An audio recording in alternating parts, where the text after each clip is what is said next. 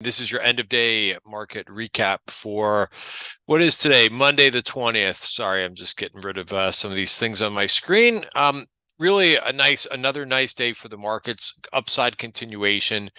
You had the Qs that led the way up 1.2%. S&P as well as small caps were no slouch for the day. The S&P was up about 0.75% for the day, and the small caps did just fine for the day, up 60 basis points. The breadth was very good once again. We're continuing to see. You can see on the bottom left of my screen that that's our measure for breadth. Basically minty green all day long, which is pretty strong.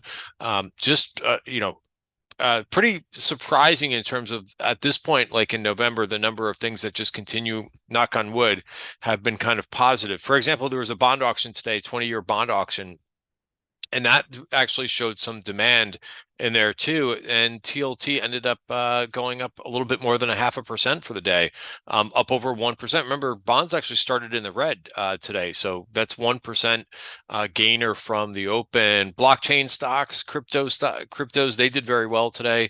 Again, I have this always sorted from percentage change from the open. Chinese internet names were very strong today. Those have been kind of, depending on what day you looked at those last week, some strength and then some give back. But, the leaders are leading in this group, right? So if you look at PDD, nice break higher here. This actually gave you a chance if you wanted to. It checked back quite neatly back into the top of the value area for the month of November. And this is the name that I'm in. I always will go into the name that's showing the strength, but that was amongst the outperformers. Here's what the whole group looks like. Again, I use the Chinese Internet ETF. That did not get over where it was the other day. I think that was Tuesday or Wednesday of last week, but still, it's trying. And again, I think that there's some names that you can get involved in. By the way, the education names, which I'm going to talk a little bit about, look at the EDU making new highs. That's a name that we've talked about in the trading room a little bit, right? TAL did not have the close that I was looking for today. I was watching this name because, again, if you zoom out here and you look at some of these China education names, right? This name was a $90 stock. It's still down at $9. They really knocked that name down. But it's starting to kind of come out of that base, right? Here's TAL, here's EDU. Just interesting stocks to see these things come back. EDU is a $5 stock, right? It is now a $71 stock. So that's one hell of a comeback for that stock. And that's in the bucket of all the education stocks. I actually put together, let's see if I can bring this up. I actually put together, because there's nothing really out there in terms of education type software plays, right? We've seen a lot of strong names in this group, but there's really no way of kind of monitoring it that way, and it's too small for an ETF. I don't think there's enough companies, right? If there's only really like 5 to 7 companies or 10 companies, it's not enough to make an ETF. Like, they need more than that, and then you're really diluting names by trying to come up with names that may be somehow affiliated with education. But here's the breakout that we've seen, and really it's kind of accelerated on names like LRN and DUOL that have come out and just really had some great earnings. Both of those names we can kind of look at too, because considering I know a lot of people are looking at some of these names. Let me just get back to the daily chart. Again, nice little dip, right? So when you get a dip in these names, right? And I think this name, I forget the reason why it was down last week. Maybe it was a downgrade, but came right back into like the 5-period moving average and was kind of scooped up. LRN was something that we went over toward in the end of last week, just talking about how the value area is really slim. And you could see it's starting to kind of come back, up again. I mean, this thing has been on a nice grinding run, but just a lot of continuation there, and a very strong group. Solar was also very strong today. Continuation, because that was the best performing group last week. That was up 10% last week. So continuation. and again, I think it's always kind of interesting, whenever there's a Barron's cover. There was a cover, not this weekend but last weekend, talking about like the end for clean energy stocks. Now, again, it's always interesting the timing. After the solar group has really gotten hit, been one of the worst performing groups. Like now they choose to put that on their cover now, so that can be a contrarian buy signal. And I went through and I looked, and I actually traded First Solar today because I just thought it was a nice, easy setup on the break of the value area. Also, when you look at multiple time frames like we do at Tribeca Trade Group, it came into the weekly top of value, and it found its support and bounced on it quite nicely. Big bullish engulfing candle, right? So I'll keep an eye on this. I did not keep the position because. I just don't need to be adding a solar name. I think, after the bounce that they've had last week, I also just don't have a lot of conviction in this group, right? You have to kind of measure which names you're going to take, not just on like straight ideas or what name is like popular on Twitter, but if you're going to put on a name, you do have to have some personal conviction in the name, right? And the solar names, I really haven't had too much conviction in. I haven't really traded them all year long, but I like the technical setup there in First Solar. But at the same point, these names, they could easily be up 5% one day, and then and then give it back the next day. So that's my view on those names. And I may try this again tomorrow versus this 155.83. The reason why I did take it off today is because it went into this version point of control, which is where I took the profit target. And I'm happy to put it back on, provided that price can get above this little overhead supply. That's also why I don't trade a lot of these names that have been beaten down, because you're just battling with overhead supply, right? Sellers are going to be looking to sell probably at every chance that they can once the stock goes up a little bit, right? That's why I just don't mess with names that are in downtrends. It's just too difficult with all the overhead supply. All right, but that was one of the top groups for the day. Also, the communications, right? Sometimes you think communications and you're like, geez, what is that? Well, half of that ETF is Google and Meta, right? They moved those names over from XLK a few years ago from the tech ETF and moved them into the communications. Software continues to act very well. If you go through some of these, we talked about this probably about, at this point, it's been 2 weeks ago, about where the strength was in this market: tech, software, semis, right? And you got a new break above here. And if you go to this weekly chart, right, I think we're headed to this version point of control, which is at 384. That's only $5 away at this point. So very nice move here, right? And to round out, these other strong groups, the semiconductors ETF has been, let me just move this out of the way. This toolbar's in my way over here. There we go. Semiconductors break out to a new high. And, what's nice and clean about this, and, I've got indicators on my chart, so sometimes it's difficult to see the price action. It's just the way that I like them with value areas. But I mean, this is, to me, it's not a perfect cup and handle, but this is a really nice pattern here, a little bit of a move down and out to new highs. I mean, it's kind of what you want to see lead, when you've got, a very strong market. You want the semis, I think, right up there in terms of the leading indicator. Don't forget, we got this small company called NVIDIA that you may have heard of. They report earnings. I'm joking around. They report earnings tomorrow. Here's what they're, and by the way, like, this is what companies like to do. They like to run into these earnings reports. And, I always find it funny because everybody always wants to, I get it. Like, it's going to be a big earnings report tomorrow. It's an unknown. But if you held it today, right, without any of now there's always some unknown, but without the unknown of holding it to earnings, up another 2% over $500. So I always like those trades where you can get it's the old expression, a bird in the hand is worth two in the bush, right? You don't know what we're going to get for earnings after the close. But hey, half the time these names will run into their earnings report, right? So that's a really nice move today. I was also impressed with this ARM, right, which saw some option activity, and it was a name that I looked at. I did not trade it today, but this is nice. I mean, look at this this level here, right, that we got above, and you don't even have to go back to this October. highs where it couldn't break through. But even just this month, right, it had some difficulty with this, was it 56 level?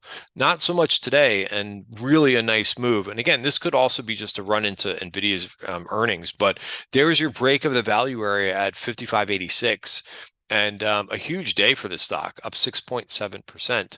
I've been holding Broadcom. Broadcom almost got to $1,000 today. I've mentioned in several of these end of day videos that I just really like the breakout of, multi, just like we went over with ARM, but a little bit that's more on the uh, shorter shorter time frame, because that's only going over this month and last month. But this Broadcom has been going sideways for about 3 months. More so, I think actually 4 months when you look back to this June, July. And yeah, I mean, so you got the break here, and I've been following the breakout. So I took another target in this today. It's been moving since I put this trade on. It's been moving the right way, and just love to see that out of the group. So I mentioned NVIDIA reports tomorrow. Here's their earnings history, right? It's a good earnings history.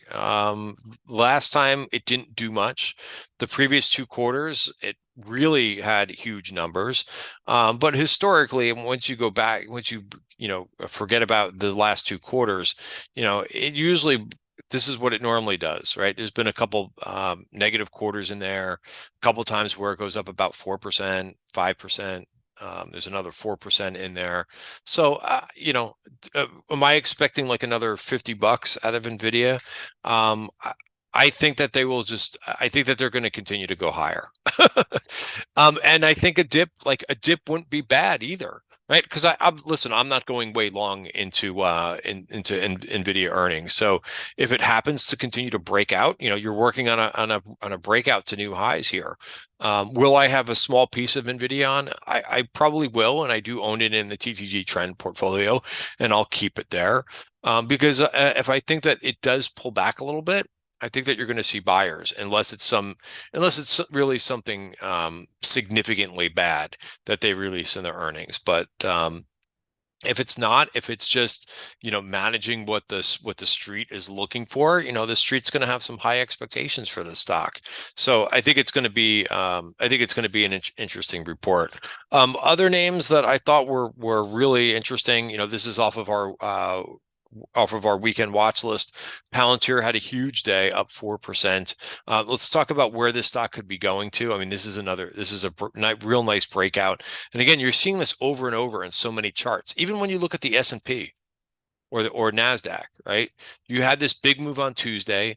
Then on Wednesday, Thursday, Friday, the price action for the S&P and for the NASDAQ didn't really do much, right? Just kind of consolidated, let this 5-period moving average catch up a bit, right? And then resolving higher, right? And you'll see that over and over in strong charts, right? A move up, a little bit of couple day consolidation, and then, nice move on Friday, nice follow through. So where could this be headed towards? 2316 is a level to watch, and then also 2415. Right, those are the overhead supply virgin point of controls that I think that is the next place to see a little bit of a pause in the action. Also note, the last time that this hit this virgin point of control, right? So that's why I use these, right? This is not always the case that it happens this way, but it touched here and then sold off, right? That was the same thing with, Meta is another name that I'm watching this week, but that was the same thing in Meta a couple months back, right? We hit this perfectly and sold off. Now I was, I had, I was aware of that virgin point of control out there, and that's where I sold. But notice now we're now above that. It took a little while. It took a bit more than a month for it to kind of settle in here and move out. But I think Meta is one of the most solid charts out there. It's not extended, right? And it's also just very nicely just breaking out here. And the other thing to kind of think about too, now that you've got this breakout in Meta, is that if you're in it, great. But even if you get like a check back, right, you're checking back into previous support. So you'll get to the point where that you're seeing a lot of names that are getting extended right now, and it's not a bad thing at this point if there's some profit taking in some of these names, because I think that people are looking for dips at some point for some of these things. A couple other names that I wanted to go over. I went over the education names. Another name, I mentioned Broadcom, AVGO. Another name that you don't hear people talk about too much is Adobe, which we mentioned a couple times last week. I think this is headed towards that 624 VPOC, right? Just following the 5-period moving average up. I know this is not as exciting for some people, like Palantir and DraftKings and so forth. But I tell you, these bigger names are doing quite well. Apple sticking with the A's, right? We talked about last week how I thought this Virgin point of control looks like it's coming into play right around 192. Right. It seems like a lot of names are starting to get to their overhead supply levels for the names that haven't, broken out. So it kind of makes sense that we're getting to a place that we might see some sellers might to kind of, come in. ServiceNow, this was a name that we talked about on Friday. Super slim value area. Usually that means a decent move is coming. Nice follow through. And again, ServiceNow has been quietly one of the best stocks out there too, but same thing, had a little bit of consolidation after this gap up. Notice how it gapped above that Virgin point of control. It's one of the best things, in my opinion, that you could see, is just that when you're coming upon one of these Virgin point of controls and you gap up over it, that's pretty bullish. And you have this name almost coming out to new highs. Next level up I see is 683 that you can target for some overhead supply in ServiceNow. But again, that's still a decent ways away, and that would be coming very close to all-time highs in ServiceNow. So a couple other names that I thought were interesting for the day, and then we'll just quickly wrap up today's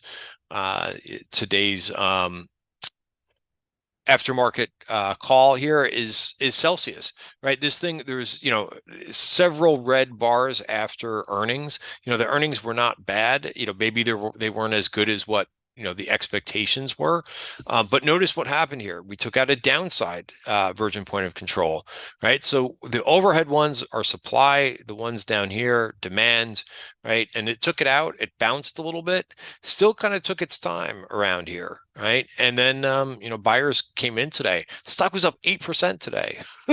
So really an impressive move, getting it back into its value area. Another name that sticking with the C's now, Carvana saw some calls today, which I thought were interesting. This is a name that I think is, it's kind of been going back and forth here a little bit.